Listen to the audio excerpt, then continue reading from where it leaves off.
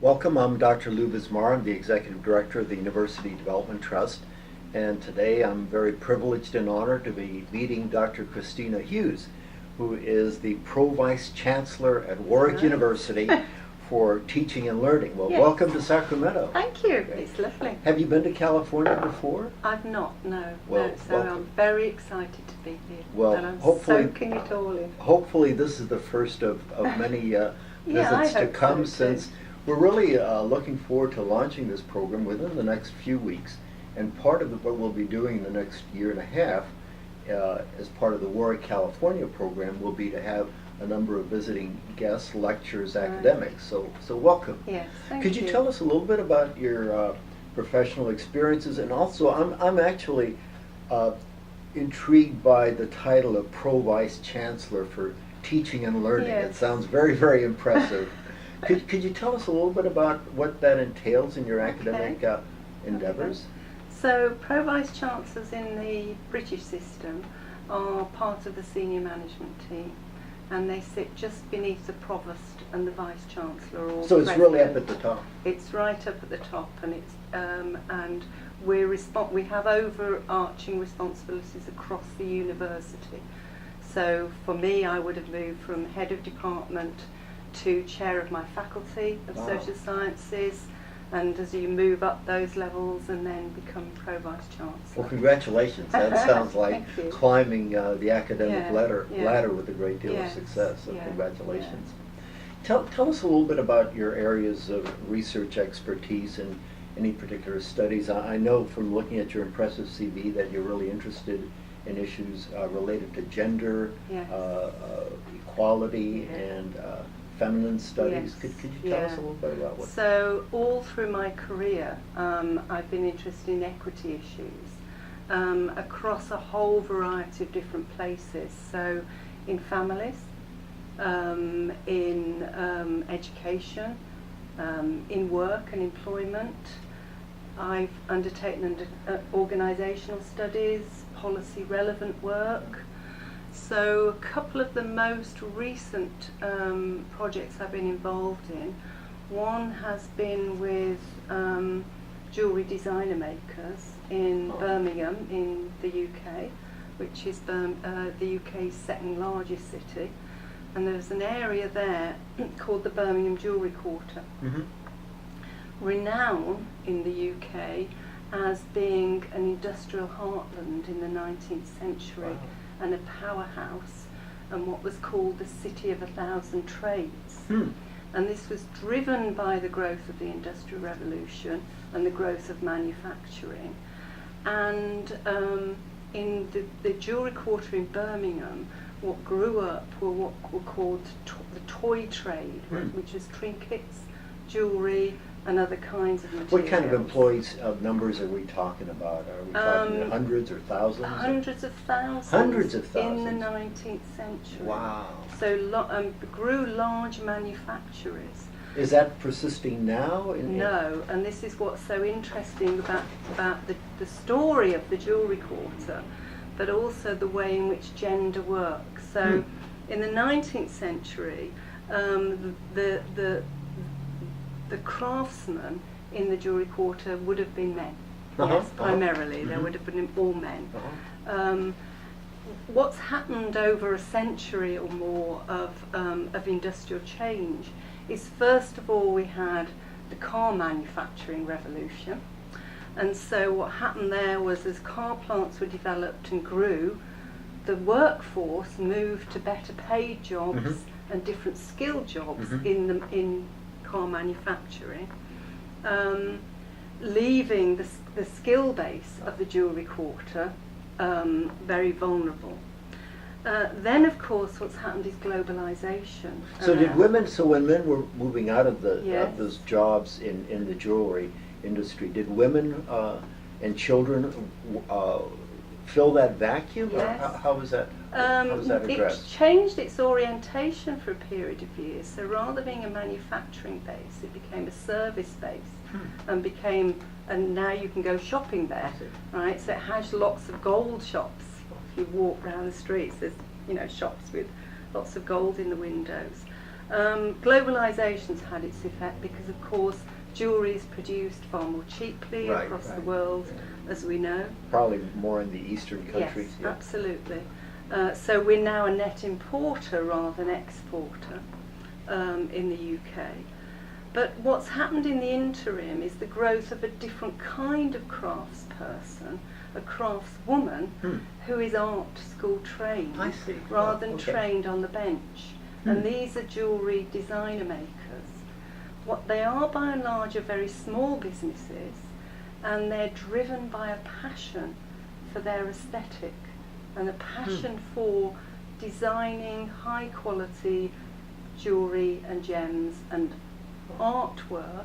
Are men involved in those activities? There's a few men, But not, yes, not but yet. not so many So actually, women. when we're speaking of gender inequality, I mean, I usually think of it as Yeah. women, being less equal. But this is an Yes. interesting situation where actually it might provide an employment and a development opportunity for men as well as women.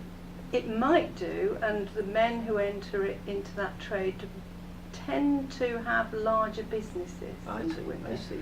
So there is Yes. some stereotypicality there.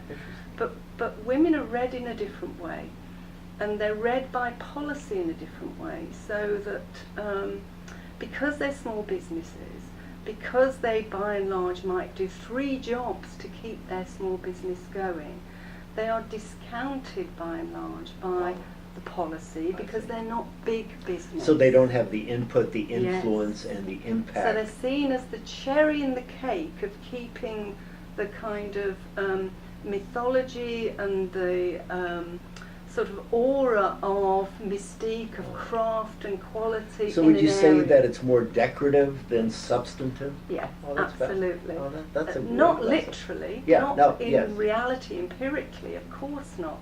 But the way in which policy might read them in the local region, And does they're this seen to attract Right, other right, businesses right. or visitors, or Yes. so it becomes a visitor destination, rather than the worth of their, the value of their Right. worth in and of itself economically. Has your research led to any, ideas or recommendations in how their voices can be heard and their artistic value, be implemented and really cherished, because it's obviously an important part of Yeah. the whole process of It is. creativity and It really a is. reflection of our humanity. It is, absolutely. And I think it's kind of where you have to intervene in a discourse around the dominance of economics as the only game in town. Right? So a lot of my research has been around the pleasure of work, the deep attachment to work, the satisfaction of work that you can gain and you can see in the forms of work that these women, for example, Are these do. women who are doing this artistic work, are they aware that that there's a whole world of policy and economic, Yes. and have they been knocking on the door Yes. and trying to get in, Yeah. and And are they get very upset about it because they see themselves marginalised Yes. in a variety of kinds of ways, and in the most innocuous ways, really. So there might be an open day in the area and visitors are invited, etc. And then where their workshops are, and they're kind of hidden, Yes, yes. up backstairs and all the rest of it, because basically they're manufacturers. They find themselves not sort of. But the fact that some of this discrimination ostensibly appears to be rather innocuous could actually be Yeah. very devastating, Yeah. because it's more likely to be Yes. perpetuated. Yeah, yeah. And one very good example is an incubation project where you would take recent graduates from art schools who were interested in the trade, and they would be given free bench space and mentoring and business support, etc., etc. And that project has always been on short-term funding, and funding here, then it's gone, Right, funding right, there, right. then it's gone, and now it's finished, Wow. and the funding's gone. right? But the funding for the big automotive makers. The big that's- businesses, big yeah. businesses, And so okay. one policy person I interviewed very proudly said about the jewellery quarter that there were now more architects' businesses in the jewellery quarter than there were jewellery makers. That's going to lead to more big business. Yes. And And of course lots of those old factories are being turned into very nice flats and apartments.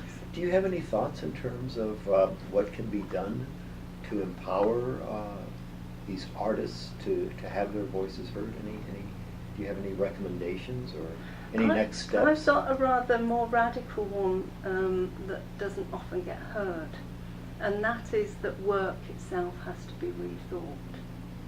And that if you think about the 24-hour culture relentlessness of how work is today for many people, and how family doesn't fit in with that and has to be fitted in all kinds of other ways, how we are working tremendously long hours and trying to climb ladders for somewhere, that what we're not doing is recognising the deep value that we get out of work and the way in which work should just be one part of the whole of our lives. And if you like, you could take these women as a microcosm of where their passion drives their attachment to their work at all kinds of personal costs, financial as well as emotional, and yet their deep drive for the beauty of the objects they produce and the processes through which they go, the communities of which they're part, because they're deep-netted communities, and it is something we don't value enough. That's very insightful. That's very, very insightful.